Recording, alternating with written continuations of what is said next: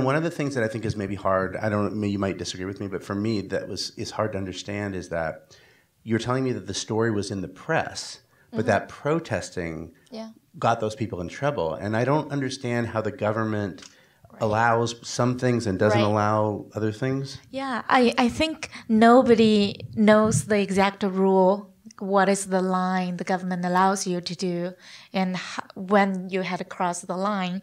And it's all like our discussion, and we were figuring out where is the line, what did the government respond to, and what is the taboo. And what happened with the case was it was first reported by a local reporter in that city on a small newspaper in that city.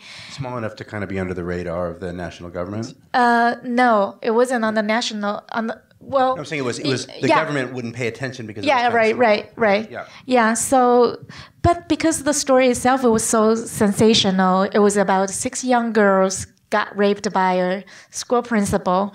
So after that was reported, all of a sudden the other local news and the national news, they picked up that story and they kind of sensationalized it, but even more.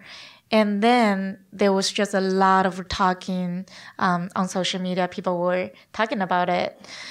And why was that not enough for the government to respond? You would think that the shame of the press and the social media exposure would cause the government to react and do something to these. I think at the time, because rape cases had happened so often in China, even within that month, I did research later, there were 15 similar cases. And really, it was when the local government still started feeling ashamed because they were so exposed in the entire country. Yeah. The local government started reacting to it. They first fired that reporter, so he got fired. And then after, the national level started responding by spinning the story, by putting in a way that the girls had received money. It was a prostitution. It wasn't anything. It wasn't rape. It wasn't sexual abuse. And that's how they changed the narrative and started leading the discussion in that way. And that's also when the activists decided that they needed to protest. And they believed, as in the film the lawyer had mentioned, that it was an organized crime that happened all over the country.